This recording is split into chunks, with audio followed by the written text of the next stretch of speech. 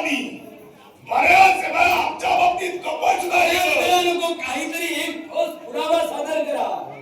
देवराज देवेंद्र आपणच नव्हे तर तुम्हा साऱ्या देवतांनी आमच्या बाबतीत वेळोवेळी अधर्म कसा केला हे तुम्हाला सारा मी पटवून देणार आहे. पटवून द्या म्हणतोय. कोण असा अधर्म आम्ही देवतांनी केला? ज्यावेळी सागर मंथन झालं हा, त्या सागर मंत्रातून अनेक रत्न बाहेर पडली. ज्यावेळी ते सागर मंथन तुम्हाला करायचं होतं त्यावेळी तुम्ही सारे देव सहाय्यासाठी आम्हा दारापर्यंत आला. निश्चितच. मग त्यावेळी त्या ठिकाणी एक तह झाला. तो तह तुम्हाला आठवतोय की नाही? निश्चितच. त्या सागर मंत्रातून जे काही बाहेर पडेल त्याची समान विभागणी व्हायला हवी. मग असं असताना सुद्धा तुम्ही देवतांनी कपट केलं ते का? तर सारं अमृत ज्यावेळी बाहेर पडलं ते अमृत तुम्ही प्राशन केला आणि आमच्या वाट्याला ठेवलात ते काय? तर ती सुरा वर्गामध्ये मदिरा आमच्या फक्त सुरात तुमच्या स्वाधीन केलेली की काय? त्याच्यामुळे अशी कारण काय? एकच रत्न आम्ही तुम्हाला दिलेले की काय? अन्य कोणतेही रत्न आम्ही तुमच्या स्वाधीन केले नव्हतं. मी काय म्हणालो? आमच्या स्वाधीन तो अन्याय केला. मग अमृत प्राशन करून विश्वात तुम्ही अजिंक्य आणि अमर झाला. आमचं का? सुरात कोणी मागून घेतलेली होती? प्रश्नाचं उत्तर द्या सांबासूर. सुरात कोणी मागून घेतलेली होती? तुम्हाला जे काही ज्ञान आहे ते तुम्ही सांगा. त्याच्यावर माझं काय मत आहे ते फक्त मी मांडतो. म्हणजे मत मांडण्यासाठी आणि हे जर का तुमचं मन असेल तर ती सुरा तुम्ही मागितला आणि म्हणून तुम्हाला सुरा दिली गेली आणि तीच सुरा तुम्ही समाधानी झाला नव्हे. त्यांची 14 रत्न निघाली. ही 14 रत्न आम्हा देवतांची होती. 4 ती देवतांची संपत्ती. देवतांना मिळवण्यासाठी तुम्ही सहाय्यभूत ठरला. सुराज नव्हे, अजूनही एक रत्न सुद्धा अर्थात उच्च श्रम अश्व सुद्धा काही काळासाठी तुमच्या स्वाधीन केला गेला होता. अशी 2 रत्न तुम्हाला दिली गेली होती. याचा विसर पडू नका. फक्त सुरा दिली याच्यावर बोट ठेवू नका. उच्च श्रम अश्व सुद्धा आम्ही तुमच्या पाशी दिला होता आणि हाच अन्याय घडला म्हणून तुम्ही वेळोवेळी वितंडवाद निर्माण केला आणि त्यावेळी तुम्हाला स्वर्ग सुखावं झालं होतं. मग हे स्वर्ग सुखाच्या विभागणीसाठी 14 ब्रह्मांडाच्या पित्यानं एक स्पर्धा भरविली. त्या स्पर्धेत तुम्ही काय हो केलं? मुद्दा उपस्थित तुम्ही केला. आता पटवून सुद्धा तुम्ही द्यायला. अशी आपली इच्छा आहे. मुद्दा उपस्थित कोणी केला? मग मुद्दा जर उपस्थित केला असेल तर 14 ब्रह्मांडाच्या विद्यानं स्वर्गाची विभागणीसाठी ज्यावेळी स्नेहभोजनाच्या स्पर्धा आरंभिल्या. या स्नेहभोजनाच्या स्पर्धेत पंचपक्वानानं भरलेला ताट चोपडी पूर्ण करणार होता. तो स्वर्ग सुखाचा अधिपती बनणार होता आणि तो स्वर्ग सुखाचा अधिपती बनण्यासाठी ही स्पर्धा आम्ही देवविजयी ठरलोय. मग त्या स्पर्धेच्या वेळी त्या अन्नाचा अपमान धिक्कार करून तुम्ही का म्हणून माघारी गेला होता? एकच काय? भोजन करण्यासाठी दोन्ही हस्त हे आपल्या मुखापर्यंत जायला हवं. दोन्ही हे बरोबर आहे. फक्त उजवा हस्त मुखापर्यंत गेला. जायला हवं हे गोष्ट मान्य आहे. निश्चितच. मग त्याच्यासाठी आम्ही धिक्कार केला. स्पर्धा या युक्तिवादाने लढली जातात की अहंकाराने? युक्तिवादानं. मग युक्तिवाद तिथं घडवायला पाहिजे होता. त्यावेळी आम्हाला जर सुचलं नाही त्या मुद्द्यावर तुम्ही का आता बोट ठेवता? तिथं तुम्हाला सुचलं नाही म्हणून इथं आला. म्हणजे तुम्ही धर्माच्या पुरास करते. धर्माचे पुरस्कार नव्हे. निश्चितच 14 ब्रह्मांडाच्या विद्यानं वितंडवाद मिटावा म्हणून स्नेहभोजनाची स्पर्धा आरंभिली आणि या स्नेहभोजनाच्या स्पर्धेत देव दानवांच्या हाताला काठ्या बांधल्या गेल्या होत्या. देवतांचे हात कोपऱ्यातून धुळत नव्हते. दानवांचे हात कोपऱ्यातून धुळत नव्हते. स्पर्धा या युक्तिवादाने लढल्या जातात. कोण कोणत्या प्रकारे युक्तिवाद लढवून हे पंचपक्वानांचं ताट पूर्ण करतो आणि अन्न पूर्ण ब्रह्म मानून त्या अन्नाचा मान राखतो हे 14 ब्रह्मांडाच्या पित्याला पाहायचं होतं आणि म्हणूनच त्यांनी हाताला काठ्या बांधण्याचे आदेश दिले. मग तिथे युक्तिवाद आम्ही देवतांनी काय लढविला? तर आम्ही देव एकमेकांसमोर आलो. एक अन्नाचा घास समोरच्या देवतेला भरविला आणि ती स्पर्धा आम्ही विजयी ठरलोय. शांती युक्तिवादाने आम्ही मिळविलोय आणि तिथं धिक्कार केला. मग पुनश्च मागण्यासाठी तर काय काही मुळाशी कारण आहे. हा तुमचा युक्तिवाद नव्हे. हे तुम्ही केलेला किंवा कपड आहे. त्या प्रकारे हे मी ठामपणे सांगू शकतो. सिद्ध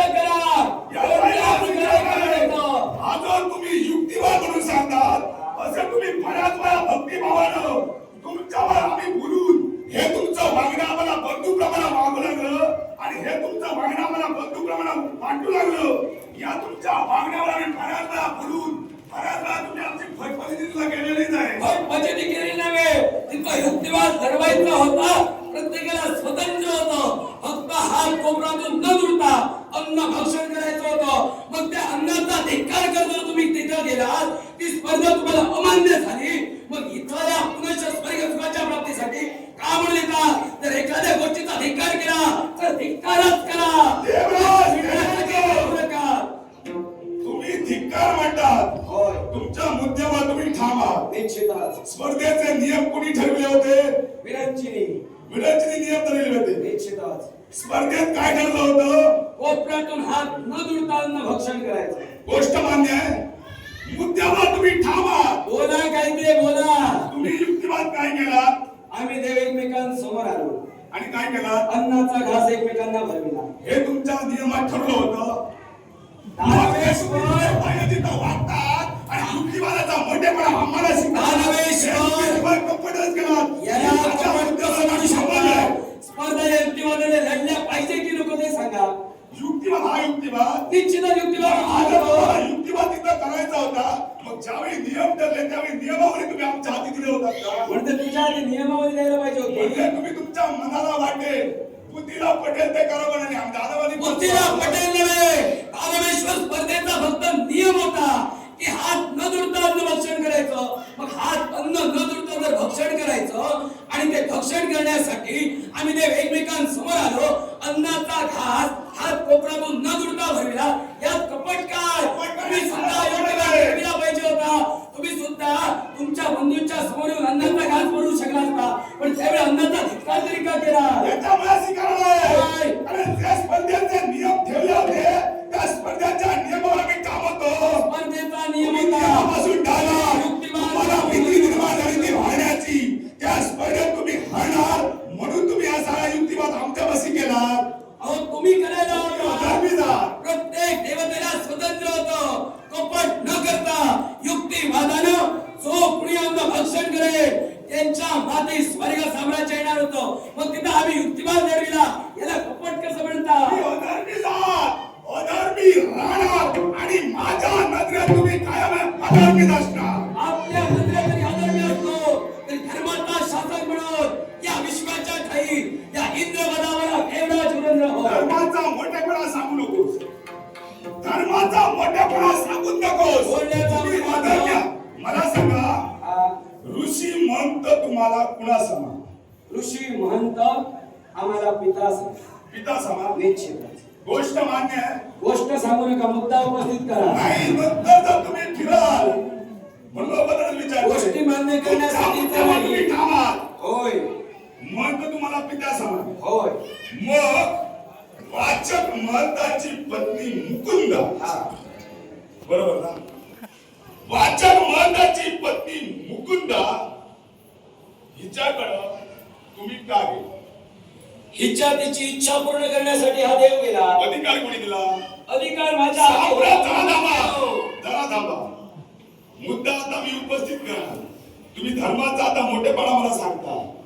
मला सांगा, वाचक महंताची पत्नी मुकुंदा ही राधे रुक्मांगद यांच्यावर मोहित झाली होती.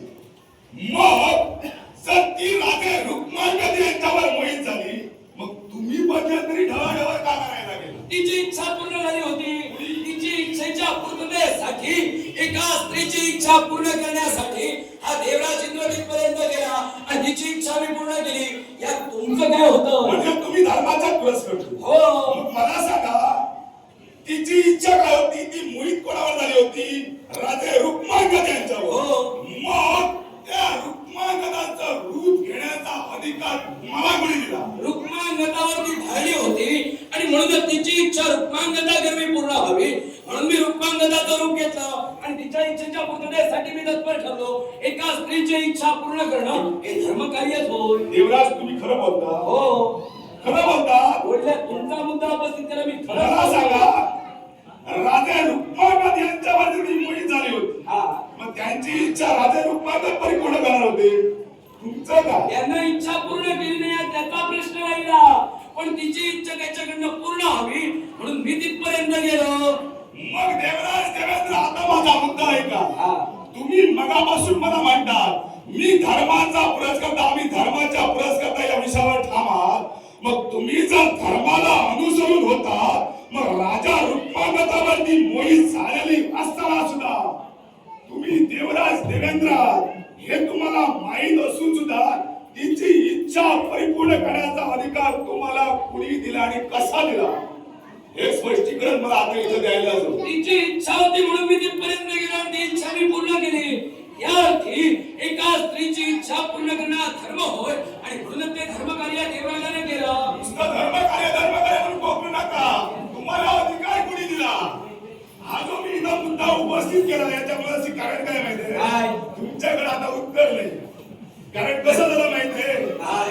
तुमचं झालं असं तुमचं स्वतःवर नियंत्रण नाही आणि एखादी सुंदर स्त्री दिसली की तुम्हाला राहत नाही आणि असं झाल्यामुळे तुमचं झालं असं हा. ती मुकुंदा सुंदर होती. ती मोहित कुणावर झाली होती राजा रुक्मांगद. याचं कारण काय तर राजा रुक्मांगद हा सौंदर्यवान राजा होता. तिच्या सौंदर्यावर मोहित झाली म्हणून तुम्ही त्या राजाचं सौंदर्य तुम्ही घेतला. माझं आणि सौंदर्य तिथपर्यंत गेला. नाही. नाही, तुझं सौंदर्य काय कमी तुझ्यात काही कमीच नाही. ते आता जरा माझ्यासाठी मान्य करतोय पण जरा काय यासाठी नको. बोला. राजा रुक्मांगद हे दिसायला सौंदर्यवान होते. मग तू जर खरा होतास आणि जर धर्माचा पुरस्कर्ता होतास तर तुझ्या इंद्र याच रूपाने तू तिच्यापर्यंत काय गेला नाहीस. एकच कारण तिची इच्छा होती रुक्मांगदाची पूर्ण व्हायला पाहिजे होती आणि म्हणून मी रुक्मांगदाचं रूप घेऊन गेलो. कारण प्रत्येक स्त्रीची इच्छा पूर्ण करणं हे धर्म कार्य होय आणि हे धर्म कार्य कसं ते ऐका. याची मला वाच्यता करायची नव्हती. ऐका आता मी बोलतोय. सहित इथं पूर्णपणे स्पष्टीकरण द्यायला जावं. जर स्पष्टीकरण नसेल तर अग्रणी संधी हे खाली करा. हे चालते वा. हे खाली कधी होणार नाही. याच्यावर तू जर ठाम असशील तर या प्रश्नाचं तुला समर्पक उत्तरच देतोय. हे द्यायला जावं. हे उत्तर घेतल्याशिवाय मी जाणार नाही. हे उत्तरालाच महत्व आणि आहे. हे उत्तर दिल्याशिवाय मी सुद्धा माघारी जाणार नाहीये. आता माझं ऐका जांबासोर. बाजू मारू नका. कारण विषय मी बराच वेळ झालो तुम्हाला विषय मी विचारतोय पण टाळाटाळ करता. त्याच्यामुळे सांगतोय बाजू मांडा. बाजू जर मारला गाड्या जांबासून असेल. बाजू मारणारा हा देवेंद्र नव्हे, बाजू मांडणाराच होय. आणि ते कोणत्या प्रकारे असेल ज्यावेळी अत्री महंत आणि त्यांच्या समोर असणारी अपानी हिला त्वचारोग चढला होता आणि अत्री महंतांच्या डोक्यावर केशभार नव्हता आणि म्हणूनच अत्री आणि अपानी यांनी माझी भक्ती केली. त्यांच्या भक्तीवर हा देवराज इंद्र प्रसन्न झाला आणि त्यांच्या इच्छा विचारल्या आणि त्यावेळी त्यांनी इच्छा प्रदर्शित केल्या. अत्री महंतांनी माझ्यापाशी इच्छा प्रदर्शित केली की आपल्यावर जो केशभार नाही आहे तो केशभार आपल्याला मिळावा. त्यांच्या इच्छेप्रमाणे त्यांना केशभार देण्यासाठी हा देवराज तत्पर ठरला आणि त्यावेळी अपालीने इच्छा प्रकट केली आपल्या जो त्वचेला रोग आहे तो रोग पूर्णपणे बरा व्हावा. अशी इच्छा प्रदर्शित करतात शेवटी भक्ताच्या केला देव धावून गेला आणि म्हणूनच तिची इच्छा त्वचारोग दूर करण्याची ती इच्छा माझ्या साह्यानं धन्वंतरीच्या साह्यानं तिची इच्छा मी पूर्ण केली. तिला त्वचा रोगातून मुक्तता केली आणि त्यावेळी अपालीनं मला आशीर्वाद दिला. नव्हे तर अपालीनं या विश्वाच्या ठाई ज्यावेळी कोण एक माझी इच्छा पूर्ण केला म्हणूनही कोणत्याही स्त्रीची इच्छा तुम्ही पूर्ण करू शकता असं तिनं मला आशीर्वाद दिला. नव्हे तर त्या तिनं या विश्वाच्या ठाई कोणत्याही स्त्रीची इच्छा धनुर्वेदाप्रमाणे हा देवराज पूर्ण करू शकतो आणि मुकुंदेपर्यंत जाण्याचा अधिकार मला धनुर्वेदाने दिला. लक्षात ठेवा या धनुर्वेदाने मला तो अधिकार दिला. मग मला सांगा ज्या नमुची दैत्यानं या स्वर्गावर आक्रमण केलं होतं आणि त्या नमुची दैत्याचा शेवट आम्ही केला आणि तो करत असताना त्या नमुची दैत्यानं या विश्वाच्या ठाई त्याला कोणती शक्ती मारत नव्हती. अशा दैत्याचा सुद्धा शराट या देवराज इंद्राने केला. जिथं तो नमुची दैत्य सुद्धा माझ्या समोर आला, तिथं तुमची सुद्धा गय केली जाणार. हे देवराज देवेंद्र, उगाच आवाज चढवून बोला म्हणून घाबरून जाणारा जांबासूर नव्हे.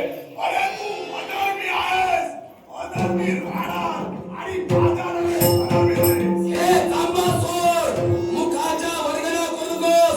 दुसऱ्याला दुसरं दिली म्हणून तो अधर्मी होत नाही. मी धर्माचा कसा हे तुला पटवून दिलेलाच आहे. आणि या विश्वाच्या ठाई धर्माचा तुलाच करता म्हणून या इंद्र पदावर मी आलोय. तुझं हे करतोय हे धर्मशास्त्रानं.